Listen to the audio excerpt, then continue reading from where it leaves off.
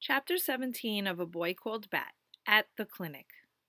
Bat loved going to Mom's veterinary clinic.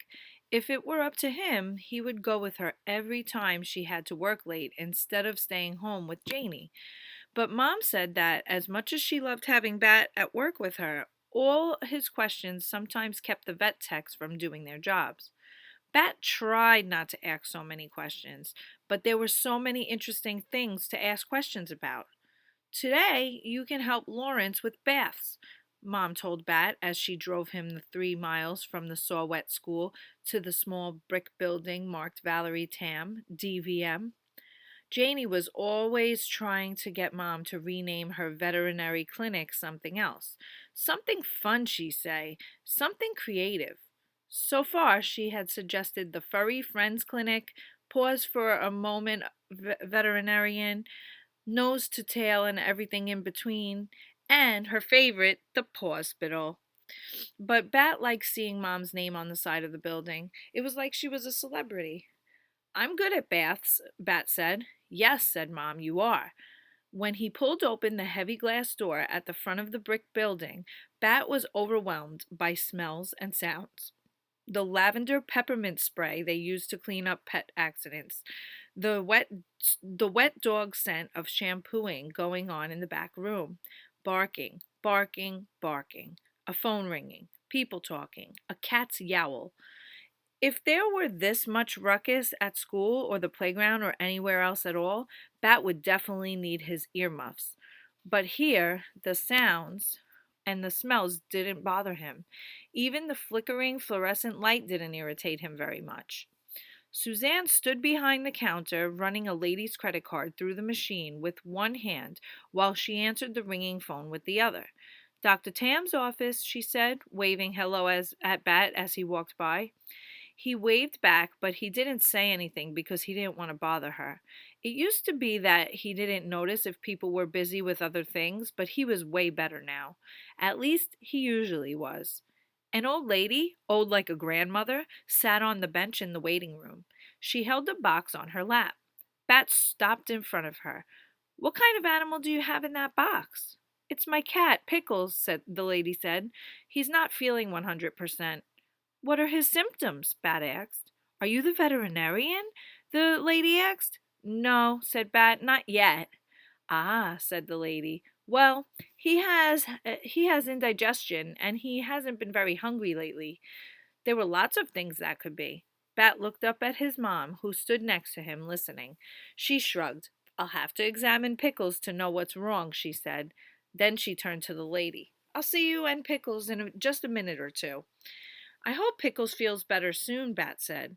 Then he followed Mom through the door that separated the waiting room from the back and watched as she took her white coat from its hook. She put it on, and then Mom was Dr. Tam, a veterinarian, better than a superhero. One day, Bat would also have a jacket just like Mom's. It would be white and it would have 5 buttons, and it would have the words Dr. Tam, DVM, embroidered just above his heart. Of this, Bat was 99.9% sure, because that was as sure as you could be about anything. I've got to go see patients, Mom said. You stay close to Lawrence and be a help, okay? Hey, Bat Boy, what's up? Lawrence was the only person who called Bat Bat Boy. Mom rescued a skunk kit and we're raising it. She says we have to give him to a rescue in a month. Well, 3 weeks now. But I'm going to change her mind. We named him Thor, Bat said. Lawrence laughed. I know all about the kit, he said. Who do you think is taking care of him while you're at school? You are, said Bat. Are you doing a good job? Lawrence rumpled Bat's hair, and Bat smoothed it down again. Of course I'm doing a good job, Lawrence said. It's the only kind of job I know how to do. Look. He reached into the neck of his shirt and pulled out the strangest necklace Bat had ever seen. It was made of t-shirt material and ended in a little pouch just big enough for cradling a skunk kit. Is Thor in there? Bat asked. Lawrence nodded. Yep. The little guy seemed kind of lonely in the kennel, so I made a sling for him out of one of my old t-shirts last night. See? Snug as a bug in a rug. Lawrence opened the pouch so Bat could see inside. There was Thor, curled into a little sleeping ball. Can I wear him? Bat asked. Of course, we don't want to get him wet when I'm washing the dogs. Here. Very carefully, Lawrence pulled the sling up over his head and then lowered it over Bat's. But the sling, which had barely reached Lawrence's chest, sank all the way to Bat's belly button. We can fix that, said Lawrence, and he looped the fabric into a knot behind Bat's neck to shorten the sling. There, he said, now you're a marsupial bat. There are no marsupial bats, Bat said. Marsupial infants need to have strong arms and claws to climb into their mother's pouch. Bats have wings. Bat peered into the pouch to see if Thor had been disturbed by the movement, but the kit was still fast asleep. He's got more fur than he had this morning, Bat said. I can see the black and white growing in. They grow up so fast, Lawrence said. You seem bigger than last time I saw you, too. Not you, said Bat, closing up the pouch and tucking it into his shirt. You're already all the way big. Lawrence grinned. If I get any bigger, I'll have to buy special order shoes. I already wear the biggest size the shoe store sells. Good thing you're too old to grow, Bat said. Good thing indeed, said Lawrence. Then he said, Thor is a great name, Bat. Did you come up with it? No, said Bat. Janie did. You're a lucky kid to have such a creative sister, Lawrence said. Did you thank her? No, said Bat, not yet. Well, there will be time for that later, Lawrence said. How about assisting me with some baths? Usually Bat would do just about anything to help Lawrence with baths, but now with Thor in the sling, curled up and asleep, I don't know, Bat said. Don't worry about the kit, Lawrence said. You can wear an apron, and I'll do all the soapy stuff. Lawrence draped a green apron around Bat's neck. Bat tried to make sure it wasn't pressing too tight against the sling as Lawrence tied the waist strap. All good? Lawrence asked. I can't tell if Thor is still breathing, Bat said. Maybe it's too tight.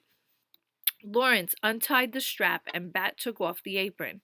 He pulled open the sling and peered inside. There was Thor, still tightly curled into a little ball, still fast asleep. He's okay, sighed Bat. Lawrence patted Bat's shoulder. Maybe you can just keep me company today. How does that sound, Bat boy? Better, said Bat. I can supervise. Good idea, Lawrence said. You can tell me when I use too much soap. That's easy, said Bat, following Lawrence into the holding room, where dogs waited in separate kennels for their bath. You always use too much soap. Bat climbed up on the counter across from the big silver wash basin and watched as Lawrence bent down to open the far kennel. He scooped up a shaggy white poodle who didn't look very happy about what was about to happen.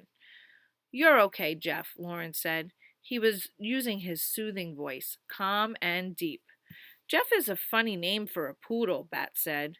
Well, Bat's a funny name for a kid, Lawrence answered, setting Jeff into the wash basin before smiling at Bat. Bat smiled back. Then Lawrence got to work, slipping Jeff's head into a restraint so he couldn't jump out of the tub, then turning on the faucet and running his hand under the water to check its temperature before he started spraying down the dog. That's a new restraint, isn't it? Bat asked. Good eye, said Lawrence. He shut off the water and began massaging shampoo into Jeff's curly pelt. The other one was getting rusty, so I ordered this new model. Is that a suction cup connecting it to the wall? It sure is, said Lawrence, and a strong one, too. He grabbed a hold of the rope and tugged on it to show Bat how well it was connected to the wall, but with a loud pop, the suction cup came free. Jeff didn't waste any time. With an excited yip, he scrambled over the lip of the wash basin and leaped to the ground, bubbles everywhere. He slipped and slid when he landed, his nails scraping across the linoleum floor. Lawrence reached to grab him, but Jeff was too fast. He scrambled toward the door.